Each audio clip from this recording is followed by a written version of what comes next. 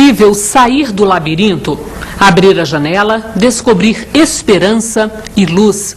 Veja na entrevista que Daniel Amador fez com o psiquiatra Jorge Andréa, no Rio de Janeiro. Tudo bem, Jorge? Tudo. Vamos começar com a definição de depressão. Depressão é uma estrutura distônica da mente humana que se revela sob forma daquilo que nós podemos chamar melancolia, inquietação e um pouco de perda da autoestima. É possível identificar a depressão com alguns sintomas físicos? O indivíduo caminha para a melancolia e vai a pouco e pouco penetrando em distúrbios psicossomáticos. O indivíduo não sabe definir o que é que se passa com ele. Há uma inquietação. Mas tem um pano de fundo no meio disso tudo, que nós temos notado nessas depressões. E o pano de fundo é o medo causado por um complexo de culpa. Aí pergunta-se, mas por que isto? Aí entra a doutrina espírita para explicar. É o passado que retorna. As impulsões do espírito do passado nutrem o processo. Porque se o processo está em formação, é porque já tem um distúrbio espiritual. Nessa estrada, digamos assim, neste caminho. Porque todos esses processos patológicos têm um fundo da distonia espiritual. Então, a depressão pode ter causas espirituais também. Quase sempre. Porque já vinha a deficiência. Agora, o reflexo vai se dar na zona física, nos neurotransmissores, as dificuldades que vão aparecendo, e da fenomenologia já conhecida pela ciência.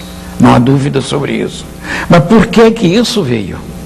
Aí o indivíduo ainda não sabe. Diz, não, fatores do meio. Os fatores do meio podem causar isso. Fatores da atual reencarnação podem causar.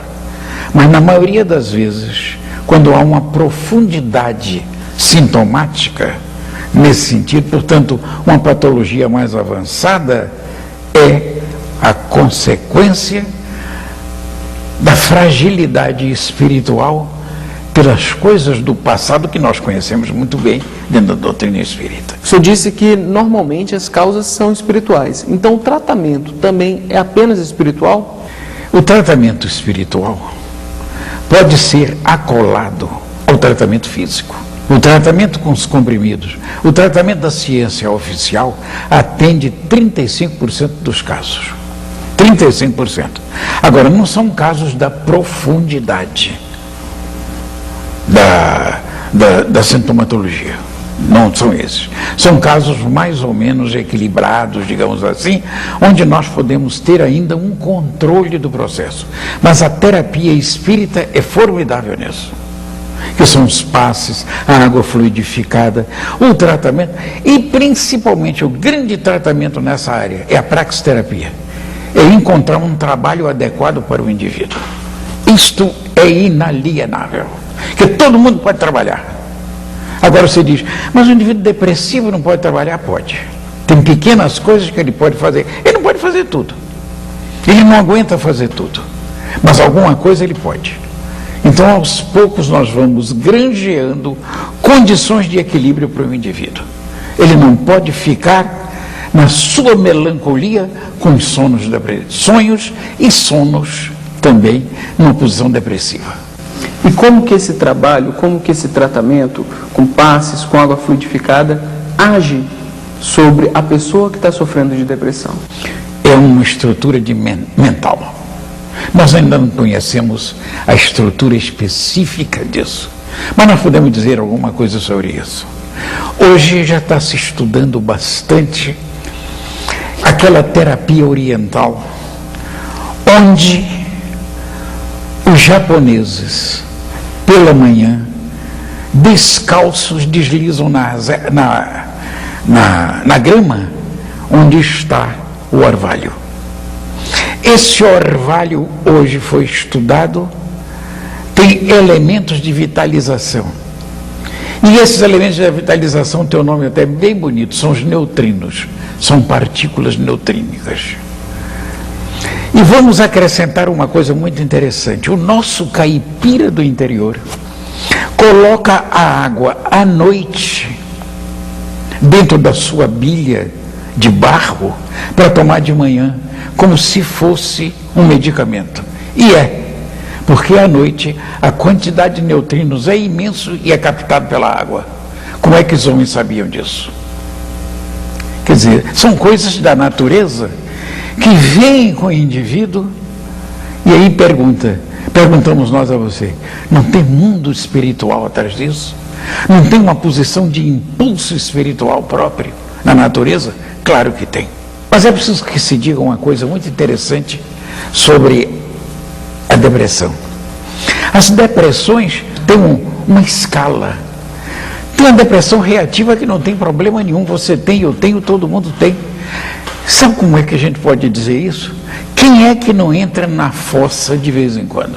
Não, hoje eu não aguento, hoje eu não estou bem, a coisa não vai bem. E realmente o indivíduo não está no pique para o seu trabalho. São as reações depressivas das dificuldades. Dificuldades econômicas, dificuldades de toda ordem, dificuldades intelectuais e de todo jeito. Esta depressão não é depressão. E nós costumamos dizer, não, o indivíduo é depressivo. Ele está com uma reação depressiva que não tem problema. Mas tem uma depressão ativa ou reativa. Essa é aquela que o indivíduo colhe uma mágoa e como ele não pode botar para fora aquilo, um chefe de uma repartição muito exigente, e mais do que tudo isso, um pouco meticuloso, pode ferir um funcionário, dizer, você não está trabalhando bem, etc. O funcionário não responde, porque está com medo dele, é natural isso, interioriza aquela mágoa, o indivíduo esquece, tempos depois vem a tonalidade depressiva consequente a isso, é a depressão reativa. Essa se trata com certa facilidade. Tem agora uma depressão chamada em psiquiatria dos distímicos. É o preguiçoso nato. É o indivíduo que nunca pode fazer nada, que está sempre cansado. Esse indivíduo precisa trabalhar. Tem a praxiterapia para ele. Resolve bem os problemas. E tem uma outra depressão endógena. É a depressão seríssima, que tem que se tomar muita conta disso, que faz parte das psicoses. Inclusive a psicose bipolar, a maníaco-depressiva. Essa precisa de um tratamento acendrado. Mas, de um modo geral, temos observado que o componente espiritual que a doutrina espírita tem fornecido é um componente fantástico, primoroso, como auxiliar nesse tratamento. Que o indivíduo modifica o seu pensamento e modifica mais do que tudo isso, a sua estrutura de mentalização. Quer dizer, aqueles neurotransmissores que fazem parte dos neurônios, etc., se equilibram em parte. Nós vamos continuar falando sobre depressão depois do intervalo. Não saia daí, nós já voltamos.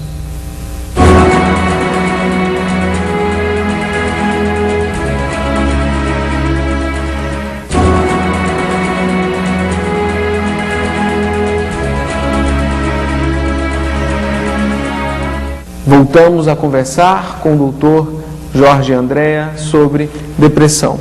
E as crianças também podem sofrer de depressão? Algumas. É uma coisa mais rara e precisamos considerar o seguinte. Por que a depressão não se instala na criança? Porque ela ainda não tem a sua formação completa. Não só a formação reencarnatória, que se dá mais ou menos em volta dos 7 anos, mas também a sua formação de metabolismo, de glândulas endócrinas, de uma série de coisas, e inclusive a explosão da adolescência, que é uma coisa muito interessante, etc., onde todos aqueles hormônios estão ativos e de uma forma, eu vou dizer assim, bioquimicamente gigantesca. Eu não sei se fica bom bioquimicamente, mas ficou, deu para entender. Então, dessa forma, é muito difícil você encontrar uma criança depressiva, porque tem as oscilações dela. Porque a criança ainda não tem uma formação do seu eu. Ela não tendo a formação do seu eu, ela oscila. Tanto que a criança precisa muito do pai herói. E precisa também da mãe zelosa, ainda. Só da adolescência que eles começam a botar as manguinhas de fora e começam a querer tomar a sua posição que devem quando são bem educados. De maneira que os processos depressivos são mais frágeis nessa área, mas temos que tomar conhecimento que algumas vezes alguns indivíduos apresentam o processo dessa natureza. Depende apenas do indivíduo que está sofrendo com a depressão para a cura dele, ou a própria família pode auxiliá-lo de alguma forma? É claro, a família é uma condição sine qua non nesse processo. Os pais, as mães, etc., compreendeu? Os amigos, etc., concorrem grandemente para o indivíduo sair do processo, não tenha dúvida. Agora, é preciso a parte psicológica em ação. Quando nós estamos falando na parte psicológica, são psicólogos adequados, aprimorados, que sabem o processo, conhecem as coisas e levam a condição para um trabalho mais preciso. E o que o senhor diria para quem está passando por esse problema ou tem algum conhecido, um familiar que esteja nessa situação? Imediatamente procurar o médico da família. Se não tiver o médico da família, alguém que seja muito bem indicado para este indivíduo reviver. Porque as indicações médicas são precisas. Existem hoje medicações muito boas nessa área, muito boas, novas e muito eficientes. E mais do que tudo isso, nós não podemos fugir, porque as verdades são muito fortes. É a terapia espiritual. A terapia espiritual é fantástica, porque o indivíduo que vai a uma palestra espiritual, ele colhe o halo magnético do centro. Estamos falando de coisas sérias. Do indivíduo que pode doar alguma coisa. Os passos magnéticos é uma transferência de amor. Nada mais importante do que uma mãe que faz um agrado para um filho e dá um abraço. É o passo magnético mais interessante e preciso que nós podemos computar. O pensamento do pai também é muito importante. Enfim, o zelo da família. E precisamos de uma retomada novamente de equilíbrio para a família mundial, que está um pouco destroçada pelas dificuldades, pelos tombos, por falta de amparo e por um trabalho exaustivo, quase sem meta, que desequilibra o processo familiar. Mas nós vamos chegar lá. Muito obrigado pela sua entrevista. Nós estamos aqui com vocês. Eu que agradeço. E o nosso abraço de paz para a terceira revelação.